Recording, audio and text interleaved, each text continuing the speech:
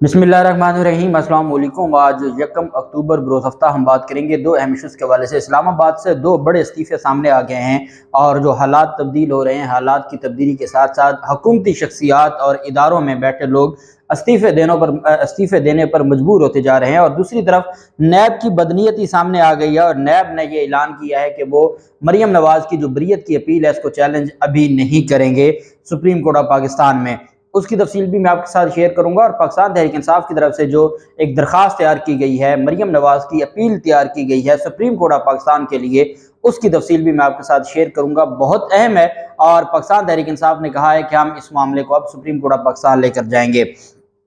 पहले मैं आपको बताता चलूं कि नैब तर्जमान की तरफ से ये स्टेटमेंट सामने आई है। नैब तर्जमान ने ये स्टेटमेंट जारी की है और ये रेलेवेंट है या रिलेटेड है मरीम नवाज़ की बरीयत की अपील के हवाले से। जो कुछ हुआ आप जानते हैं एवन फील्ड रेफरेंस में, और जो फैसला आया पनामा केस का फैसला क्या था। पनामा केस में जो कुछ अदालतों की तरफ से कहा जाता रहा, जो डायरेक्शंस दी जाती रही, अदालत ने कुछ SOPs खुद तैयार कर लिए थे। सुप्रीम कोर्ट ने बतौर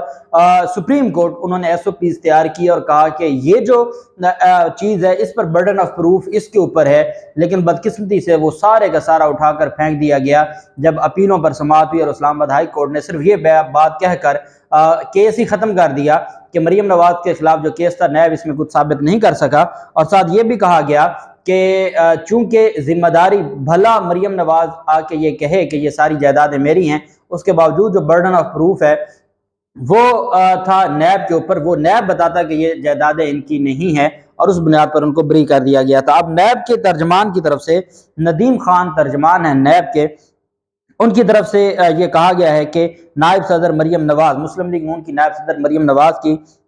बरीयत के इस्लामाबाद हाई कोर्ट के फैसले को फौरी चैलेंज करने का कोई इरादा हम नहीं रखते। उन्होंने, मीडिया ने जब उनसे सवाल किया कि आप क्यों नहीं चैलेंज करने जा रहे हैं, तो उनकी तरफ से जो बहाना कौम के सामने रखा गया है कि नैब को अभी तक तफसीली फैसला, जो तहरीरी फैसला है उसकी कॉपी मौसूल नहीं हुई। हम तहरीरी हुक्म मिलने के बाद ही फैसला करेंगे कि फैसले को चैलेंज करना है या नहीं करना। अब इनसे कोई पूछे कि आप ये बहाना करें और आप कहें कि जी हमें अभी तहरीरी फैसला नहीं मिला या डिटेल फैसला नहीं मिला, अभी शॉर्ट ऑर्डर मिला है, तो वो शॉर्ट जो तफसीली फैसला वो 1 माह के बाद है, 2 माह के बाद है, 4 माह के बाद है। जब आप जाएंगे तो वो कहा जाएगा जी कि आपने तो 1 माह के अंदर अंदर चैलेंज करना था, तो आपने 1 माह में अपील फाइल नहीं की और फिर उसमें आपके लिए लिमिटेशन आपके गले पड़ जाएगी। अगर आपकी नीयत ठीक है तो आप अदालत में दरखास्त दायर कर सकते हैं और आप सुप्रीम कोर्ट ऑफ पाकिस्तान में अपील दायर करते हुए ये कह सकते हैं कि हम अपील फाइल कर रहे हैं ताकि इस्लामाबाद हाई कोर्ट का जो फैसला है उसको कलअदम करार दिया जाए और जो नैब अदालत का फैसला है उसको बहाल किया जाए। और बाकी जो ग्राउंड्स हैं, डिटेल ग्राउंड्स अपनी अपील की, वो हम तब लेंगे जब इस्लामाबाद हाई कोर्ट तफसीली फैसला जारी कर देगी। तो ये हमेशा ऐसे होते हैं, हम भी जब देखते हैं कि कोई शॉर्ट ऑर्डर आया है तो उसके खिलाफ अपील विद इन टाइम हम कर देते हैं और साथ हम एक जो है वो उसमें लिख देते हैं कि जब तफसीली फैसला आएगा तो जो चीज़ें रह गई हैं या डिटेल हमें मौका दिया जाएगा कि फिर हम अमेंडमेंट करके उसमें डिटेल्स भी शामिल करेंगे। उसमें उस जजमेंट की कॉपी भी लगाई जाती है, उसके लिए भी अदालत से बाकायदा जो तलब की जाती है, इजाज़त तलब की जाती है। तो ये रूटीन की कार्रवाई है। ये बदनीयती है नैब की जो ये कह रहा है कि फिलहाल हम कोई इरादा नहीं रखते इसको चैलेंज करने का। नवाज शरीफ को इस केस के अंदर 11 साल, मरीम नवाज को 7 साल और सफदर अवान को 1 साल की सजा हुई थी और इनको इलेक्शन ना लड़ने के लिए भी नाअहल करार दिया गया था। और ये सारी चीज़ों को मद्देनजर रखते हुए ही उनके खिलाफ ये फैसला सुनाया गया था। सुप्रीम कोर्ट ऑफ पाकिस्तान के 5 रुकनी बेंच ने SOPs तैयार किए थे और सुप्रीम कोर्ट को पता था कि ये ऐसा इस नौयत का केस है कि जिसके ऊपर एक इंटरनेशनल, एक जर्मन अखबार ने वो पनामा पेपर की डिटेल्स छापी हैं जिसमें बताया गया है कि कुछ लोगों ने खुफिया कंपनियां बना के और या ऑफशोर्स जो नॉन डिक्लेयर्ड कंपनी हैं वो बना के वो कर रहे थे, मुख्तलिफ तरह की चोरी कर रहे थे, अपने मुल्कों से पैसे चुरा के वो दुनिया में जाते थे और वहां जाकर वो अपनी मर्जी चला रहे थे, वहां पर वो जायदादें खरीद रहे थे, وہ وہاں پر منی لانڈرنگ کے پیسوں سے مزید پراپرٹیز خرید رہے تھے۔ یہ پاناما میں یہ ساری چیزیں آئی تھیں ڈیٹیلز، اور پھر اس کے بعد سپریم کورٹ کے حکم پر یہ سارا کچھ ہوا، اور سپریم کورٹ نے کہا جی ٹھیک ہے آپ ان کے خلاف مقدمہ درج کریں، اور ساتھ ان کو کہا کہ جو احتساب عدالت میں جو کچھ ہوگا وہ آپ ثابت کریں گے۔ اب جب کچھ بھی ہو جائے تو سپریم کورٹ کسی بھی قانون کی پابند نہیں ہے، سپریم کورٹ کو آئین نے اتنی پاورز دی ہیں۔ جب سپریم کورٹ نے احتساب عدالت کو ایک ڈائریکشن دے دی یا نیب کو ڈائریکشن دے دی، تو اسلام آباد ہائی کورٹ کیسے کہہ سکتی ہے کہ وہ آرڈر ختم ہو گیا؟ نہیں، وہ ڈائریکشن ہی ریفرنس کے حوالے سے تھی۔ جب سپریم کورٹ ڈائریکشن دے دے تو پھر آپ اس کو قانونی یا غیر قانونی ڈکلیئر نہیں کر سکتے۔ آپ وہ فورم نہیں ہیں جو کہیں کہ نہیں سپریم کورٹ کی جو ڈائریکشنز تھی وہ قانونی تھی، نہیں، بلکہ آپ اس سارے کے سارے معاملے کو کہتے ہیں کہ یہ قانونی ہے یا غیر قانونی ہے۔ دوبارہ جائیں سپریم کورٹ میں ہمارا ریویو فائل کریں، سپریم کورٹ سے کوئی ریلیف ملے گا تو ٹھیک ہے، نہیں تو ہم کم از کم اس معاملے کو نہیں چھیڑ سکتے۔ اچھا، اسلام آباد ہائی کورٹ یہ بھی کر سکتی تھی کہ ان کی اپیلیں خارج کر کے ان کو کہتی کہ آپ جائیں سپریم کورٹ میں، سپریم کورٹ ہی اپنے سپریم کورٹ کے فیصلے کو ریویو کر سکتی ہے، تو آپ وہاں جائیں اور وہاں کہیں کہ جو ڈائریکشنز تھی جن کی بنیاد پر ہمارے سر پر یہ جو احتساب عدالت کی سزا پڑی ہے، تو ان ڈائریکشنز کو سپریم کورٹ تو ختم کر سکتی تھی۔ تو اسلام آباد ہائی کورٹ کا یہ کام تھا کہ اس کو خارج کرتی اور معاملہ بھجواتی سپریم کورٹ میں، لیکن ایسا نہ ہوا اور ان کی طرف سے اس کو جو ریلیف دیا گیا۔ دوسری طرف پاکستان تحریک انصاف کی طرف سے یہ اعلان کیا گیا ہے کہ اور یہ درخواست تیار کر لی گئی ہے، یہ اپیل ہے جس میں پاکستان تحریک انصاف نے پہلے کہہ دیا تھا، آج نیب ترجمان نے اناؤنس کیا، اور پاکستان تحریک انصاف 2 دن سے کہہ رہی تھی کہ اس کو نیب چیلنج نہیں کرے گا۔ اب نیب اس وجہ سے چیلنج نہیں کرے گا کہ یہ نیب کو عمران خان کے دور کا آزاد نیب نہیں ہے جس کو صدر پاکستان ڈیل کرتے تھے، بلکہ اب وہ نیب ہے جس کو رانا ثناءاللہ ڈیل کرتے ہیں۔ اب جب جس کو رانا ثناءاللہ ڈیل کریں گے تو آپ بتائیں کہ وہ معاملہ کہاں جائے گا؟ ان چیزوں کو آپ آئین اور قانون کی روشنی میں کیسے دیکھ سکتے ہیں جہاں رانا ثناءاللہ انوالو ہو جائے گا؟ تو اس کا مطلب یہ ہوا کہ یہ سارے کا سارا تماشا ہوا۔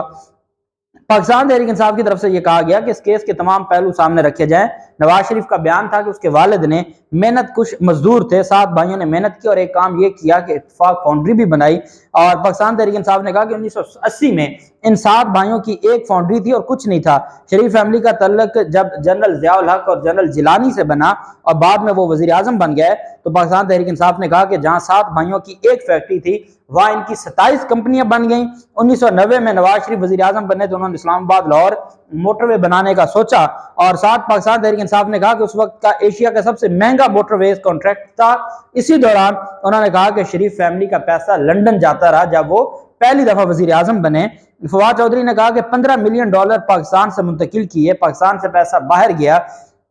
اور اس کے 2 حصے ہوئے، ایک حصے سے پارک لین میں پراپرٹی خریدی گئی، دوسرا حصہ واپس پاکستان میں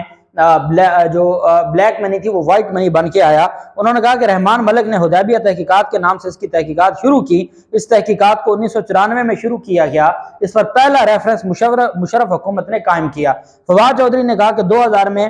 پاکستان تحریک انصاف کے ترجمان نے کہا کہ 2000 میں یہ ریفرنس عدالت پہنچا ہی تھا کہ سعد حریری اور ایک نمائندہ پاکستان ہے، اس وقت کی مارشل حکومت میں ایک ایگریمنٹ سائن ہوا، اور اس کے بعد جو چیزیں ہیں وہ ویسی نہ رہیں، اور مریم نواز اور نواز شریف کا جو معاملہ تھا وہ رک گیا، اور بعد میں پھر 2016 میں پاناما پیپرز جو جرمن اخبار ہے ان کی طرف سے جب ڈیٹیلز لائی گئیں تو پتہ یہ چلا کہ یہ تو بہت بڑی چوری میں ملوث ہے اور انہوں نے اتنا بڑا گھپلا کیا ہے، اور پھر سپریم کورٹ کے حکم پر یہ سارا کچھ ہوا۔ اور پاکستان تحریک انصاف کی طرف سے یہ کہا گیا ہے کہ ججز کے جو فیصلے ہیں اور جس جلد بازی میں فیصلہ کیا گیا ہے، جس طریقے سے 20 منٹ کے لیے محفوظ کر کے فیصلہ سنا دیا گیا ہے، یہ ساری چیزیں بتاتی ہیں کہ ہمارے ملک میں، اور پھر آپ جانتے ہیں کہ اسی آنریبل بینچ کے حوالے سے مریم نواز کیا کچھ نہیں کہہ چکی، اور جو ایفیڈیوٹ کا معاملہ تھا وہ ساری کی ساری چیزیں